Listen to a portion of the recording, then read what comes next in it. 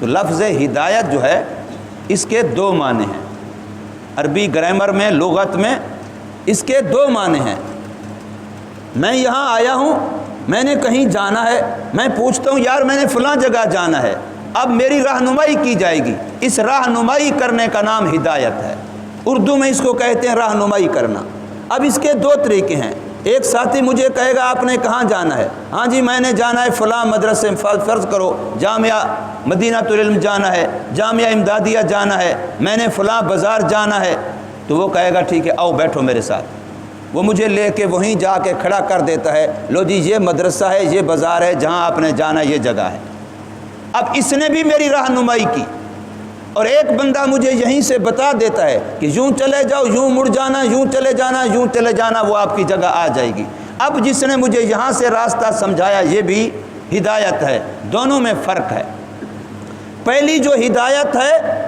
جس نے مجھے منزل مقصود تک پہنچا دیا ہے، اس کے بعد گمراہی نہیں ہے۔ پھر میں کیسے کہہ سکتا ہوں کہ مجھے وہ جگہ ملی نہیں تھی جہاں میں جانا چاہتا تھا، اس نے تو مجھے وہاں جا کے کھڑا کر دیا،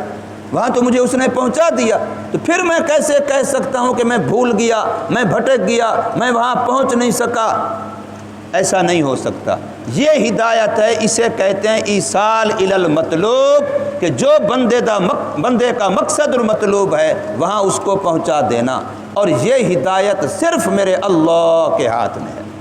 وہ جس کو چاہے مقصد تک پہنچا دے، اور پھر آپ خطبوں میں سنتے ہیں کہ من یہد اللہ فلا مضل لہ، جس کو اللہ ہدایت دیتا ہے پھر کوئی کائنات کی طاقت اسے گمراہ نہیں کر سکتی۔ اب یہ ہدایت ہے کہ جس کو اللہ نے ہدایت دی اس کو مقصد زندگی دے دیا، اس کو منزل مقصود تک پہنچا دیا، اب وہ بھول بھٹک نہیں سکتا، اب اس کے لیے گمراہی نہیں ہے کہ مجھے اپنا مقصد نہیں ملا، مقصد تک تو پہنچ گیا۔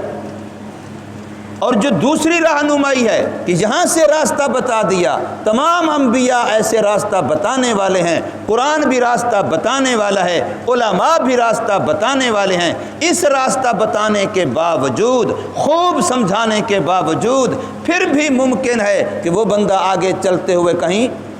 بھول جائے، بھٹک جائے، ادھر کے بجائے ادھر ہو جائے، وہ منزل مقصود پہ نہ پہنچ سکے۔ اس لیے علماء کی ہدایت کے بعد، انبیاء کی ہدایت کے بعد، قرآن کی رہنمائی کے بعد پھر بھی انسان کے لیے بھٹکنا ممکن ہے کہ شاید وہ اپنی منزل مقصود پہ نہ پہنچ سکے۔ اب جہاں حضور کو فرمایا گیا کہ آپ ہادی ہیں تو بایمانہ کہ آپ راستہ بتانے والے ہیں، اور جہاں فرمایا گیا یہاں اس آیت میں کہ آپ ہدایت نہیں دے سکتے، وہ دوسری ہدایت کہ آپ منزل مقصود پہ کسی کو پہنچا نہیں سکتے، وہ میرے اللہ کے قبضہ میں ہے۔ وہ ہدایت اللہ ہی کے قبضہ قدرت میں ہے، وہ کسی انسان کے بس میں نہیں ہے۔ اور یاد رکھیے